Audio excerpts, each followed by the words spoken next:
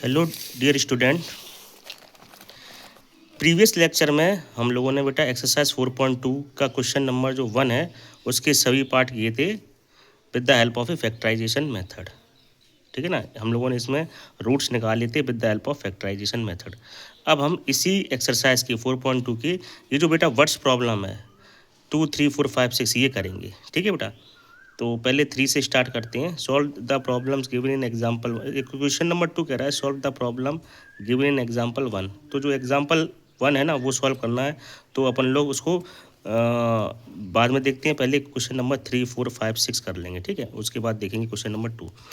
तो ये तो 3 ऑलरेडी गिवन है ना। फाइंड, तो क्वेश्चन बेटा 3 है आपका, find 2 numbers whose sum is 27 and product is 182। तो मतलब आपको 2 नंबर्स को ही फाइंड करने हैं, उनका सम दिया है कितना 27 और उनका प्रोडक्ट कितना है 182। ठीक है, तो क्वेश्चन हमारा है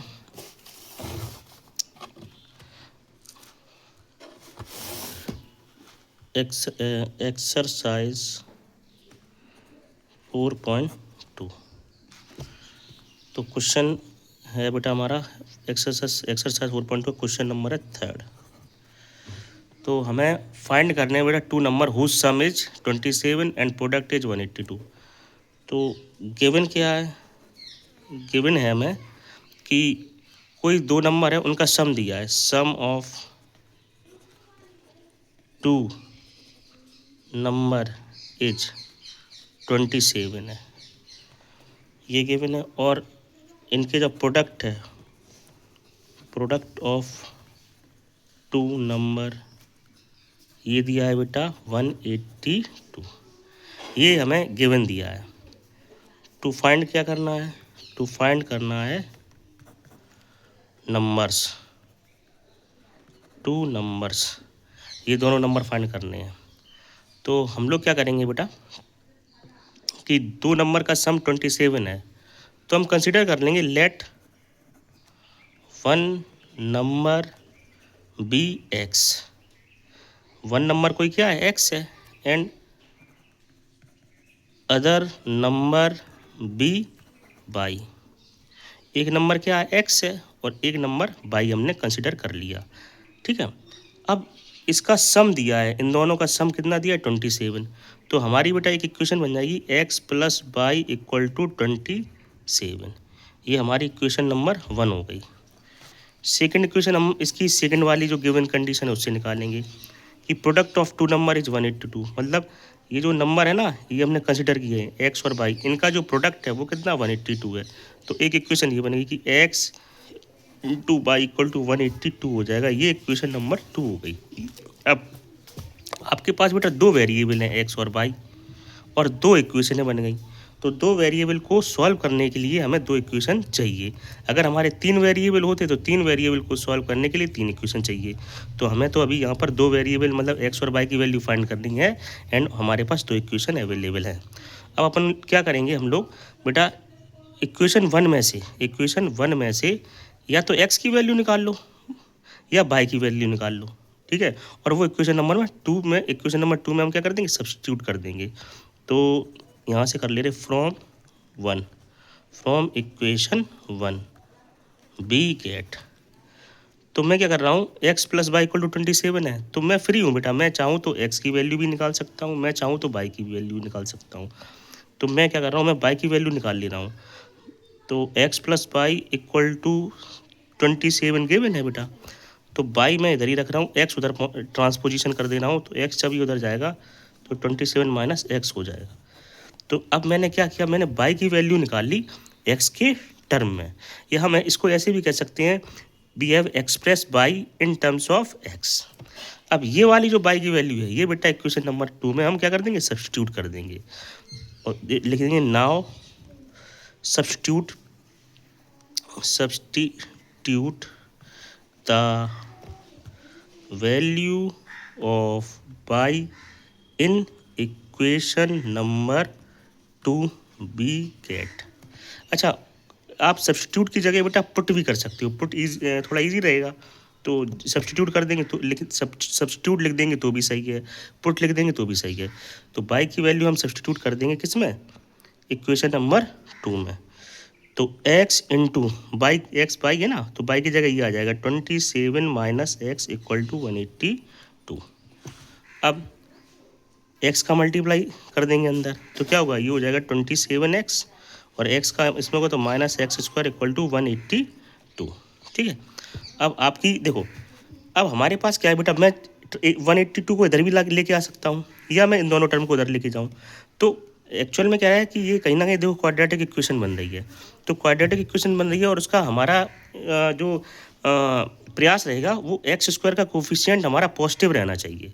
तो अगर मैं एक्स स्क्वायर का कोफिशिएंट इधर माइनस है, माइनस एक्स स्क्वायर है, अगर मैं ये उधर पहुंचा दूँ ये वाला टर्म, तो बेटा पॉजिटिव हो जाएगा कि नहीं हो जाएगा। तो मैं इन दोनों टर्म को उधर पहुंचा दे रहा हूँ। तो ये क्या हो जाएगा, 0 इक्वल टू, जब ये उधर पहुंच जाएगा एक्स स्क्वायर माइनस 27x और ये प्लस का, ये इधर जाएगा तो प्लस का हो जाएगा, ये जाएगा तो नेगेटिव का हो जाएगा और ये 182 तो इधर है ही, तो एज इट इज रहेगा। तो ये इक्वेशन रही हमारी। और एक चीज़ और, स्टैंडर्ड फॉर्म में लिखना है। स्टैंडर्ड फॉर्म का मतलब है जो पावर है ना वो डिक्रीजिंग ऑर्डर में रहेगी। देखो यहाँ पर x की पावर 2 है, फिर x की पावर 1 है, यहाँ पर कांस्टेंट है तो मतलब यहाँ पर x की पावर 0 है, तो पावर क्या हो रहा है, डिक्रीज हो रही है। तो यही स्टैंडर्ड फॉर्म में लिखना है। ठीक है। अब ये हमारी क्या है बेटा, क्वाड्रेटिक इक्वेशन बन गई। अब क्वाड्रेटिक इक्वेशन को सॉल्व करना मैंने आपको सिखाया था इससे प्रीवियस पीरियड में, लेक्चर में। क्वाड्रेटिक इक्वेशन को सॉल्व करने के दो मेथड हैं हमारे पास, एक है फैक्टराइजेशन मेथड, एक है क्वाड्रेटिक फार्मूला। तो अभी मैंने प्रीवियस जो वीडियो हुआ है उसमें फैक्टराइजेशन मेथड समझाया था। ठीक है, तो इसको अपन लोग अभी फैक्टराइजेशन मेथड से ही सॉल्व करेंगे। ठीक है, तो ये मैं इक्वेशन है हमारी बेटा, X square minus 27x plus 182 equal to 0। ठीक है, ये है।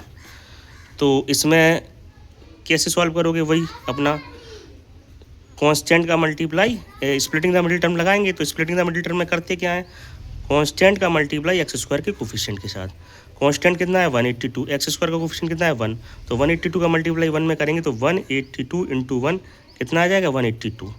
अब क्या करना है, 182 जो निकला है ना, इसकी हम निकालेंगे फैक्टर। तो फैक्टर निकालते हैं, 2 9 ज़ा 18, 2 1 ज़ा 2। अब ये किससे जाएगा, देखो 7 से चला जाएगा, 7 1 ज़ा 7 और 2 उधर जाएगा तो 7 3 ज़ा 21 और 13 1 ज़ा 13। अब मतलब 182 के ये फैक्टर निकले 2 7 और 13। अब हमें इन तीनों का ऐसे यूज़ करना है कि मुझे ये बीच वाला जो टर्म है 27 बनाना है। अब कैसे करेंगे, और अच्छा अगर देखा जाए 7 2 जा कितना हो जाएगा 14 और 14, अच्छा ये एक फैक्टर यहाँ पे 14 हो गया और एक हो गया 13, और कांस्टेंट का साइन क्या है बेटा, प्लस है। तो मतलब इतना पता पड़ रहा है कि फैक्टर जो हम 182 को करेंगे उनको हमें ऐड करके ये 27 बनेगा।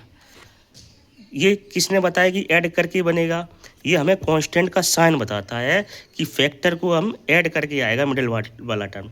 अगर कांस्टेंट का साइन नेगेटिव होता तो फैक्टर को हम सब्ट्रैक्ट करके मिडिल वाला टर्म लेते। तो कांस्टेंट का साइन पॉजिटिव है, इट मीन्स हम क्या करेंगे, हम फैक्टर को ऐड करेंगे और मिडिल वाला टर्म आना चाहिए।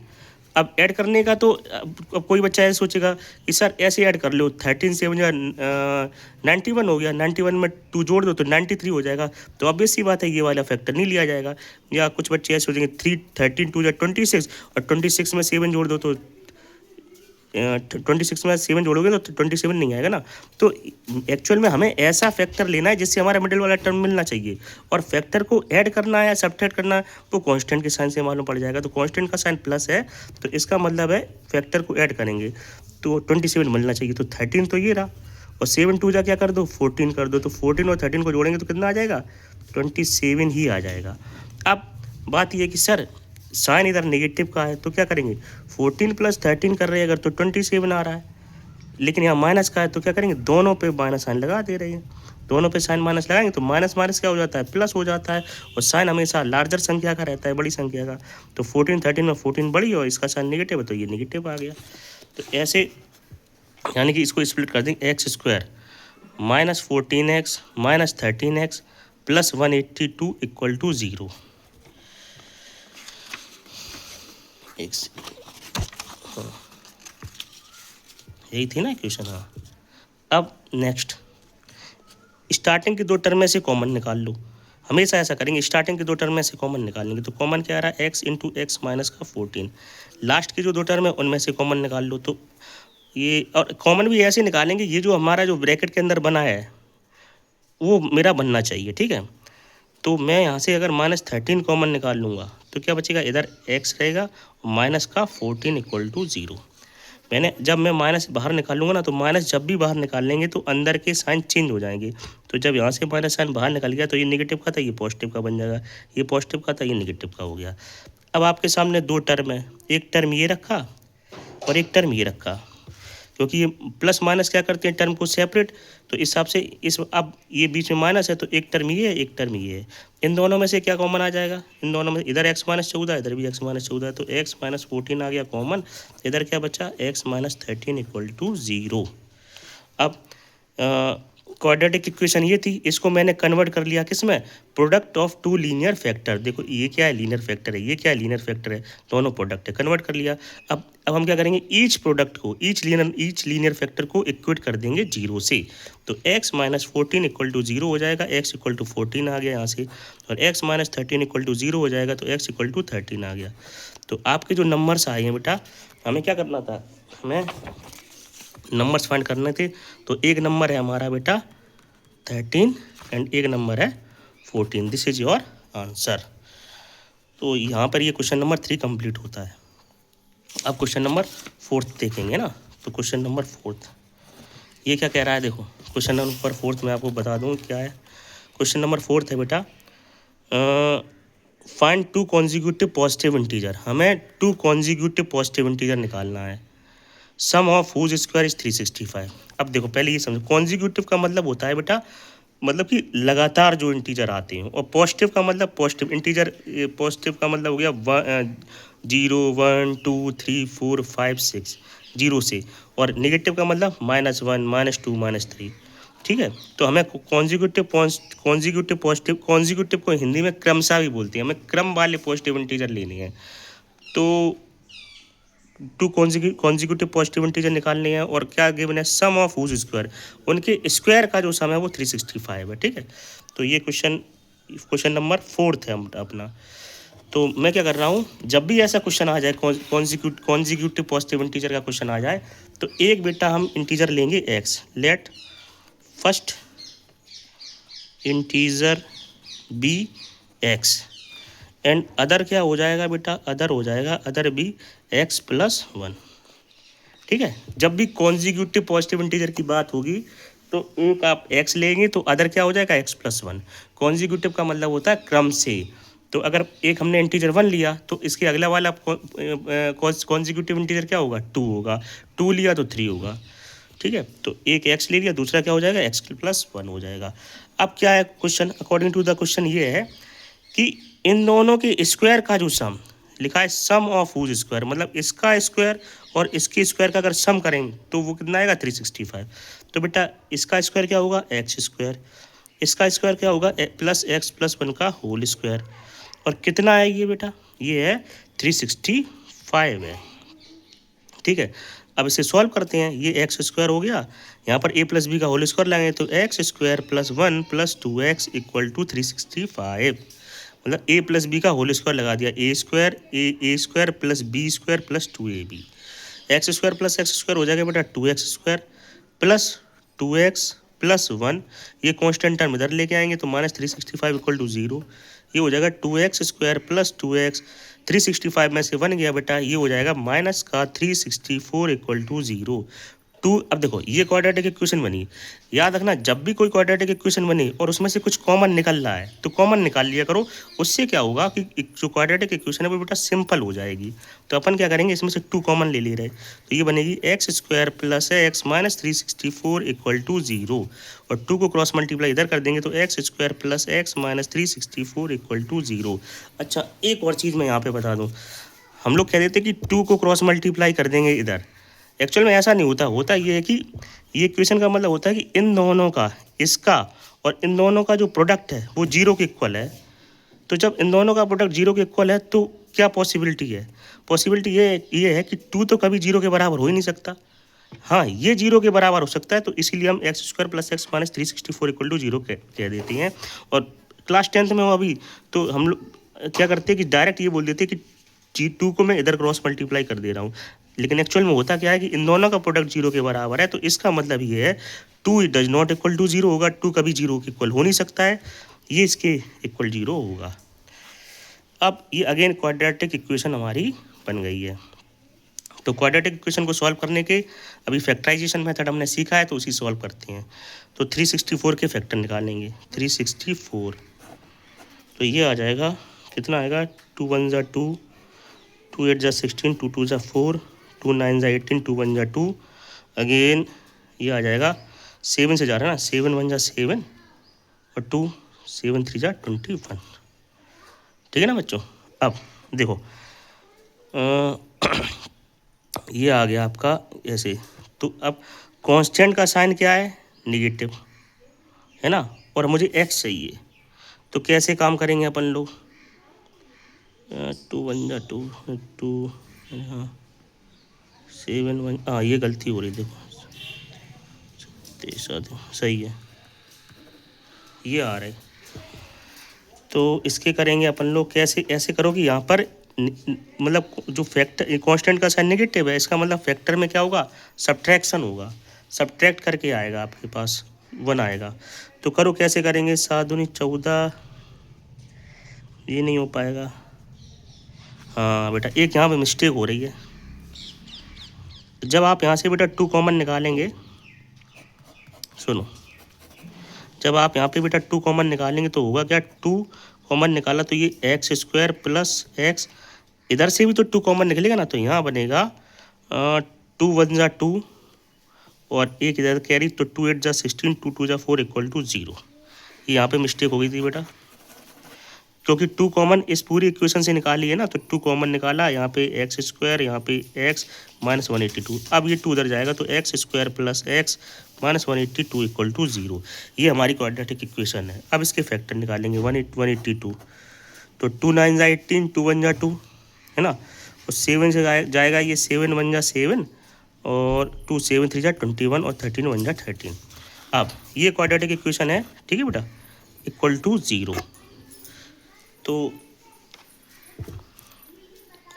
अब ये फैक्टर आए, अब देखो कांस्टेंट का साइन नेगेटिव है, मतलब कि ये नेगेटिव ये कह रहा है कि जो भी 182 के ऐसे फैक्टर निकालो और उन फैक्टर को सब्ट्रैक्ट करके उनके बीच में जो ऑपरेशन लगेगा वो सब्ट्रैक्शन लगेगा और 1 आना चाहिए। तो हमें दिखाई दे रहा है 7 2 जा क्या हो जाएगा 14, और 14 में से अगर 13 चला गया तो 1 बचेगा, ठीक है। तो ये आ जाएगा X square plus 14x minus 13x minus 182 equal to 0।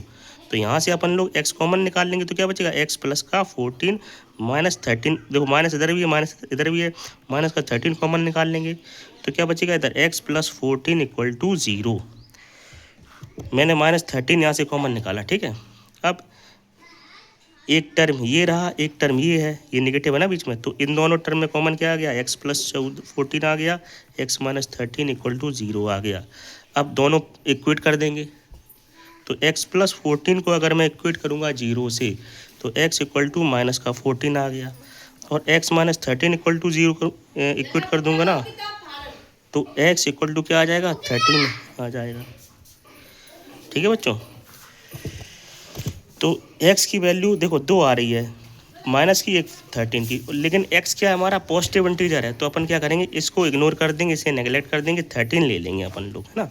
तो एक मेरा इंटीजर क्या आ जाएगा, एक आ जाएगा बेटा 13, और नेक्स्ट क्या है कॉन्जिक्यूटिव, एक फर्स्ट इंटीजर क्या था x और दूसरा इसका कॉन्जिक्यूटिव क्या है x प्लस 1, तो दूसरा आ जाएगा बेटा x प्लस 1 का मतलब 14, ठीक है। तो इस क्वेश्चन में क्या हुआ, यहाँ पे थोड़ी मिस्टेक हो गई थी बेटा, 2 मैंने कॉमन लिया था ना, तो यहाँ से तो 2 कॉमन ले लिया था, यहाँ से ले लिया, लेकिन 364 को मैंने यहाँ से कॉमन नहीं लिया था, ठीक है। तो इस एक्सरसाइज के अभी ये क्वेश्चन नंबर 3 और 4 इसमें है। क्वेश्चन नेक्स्ट जो क्वेश्चन नंबर 5 और 6 है वो अपन लोग नेक्स्ट वीडियो में देखेंगे, अभी थोड़ी देर बाद मैं अपलोड कर दूँगा। Okay, thank you. और बेटा इस चैनल को शेयर कीजिए और सब्सक्राइब कीजिए, ठीक है। प्रयास कीजिए कि जितना ये चैनल ये वीडियो है दूसरे जो नीडी बच्चे हैं जिनको रिक्वायरमेंट है उन तक पहुँचे। Okay, thank you.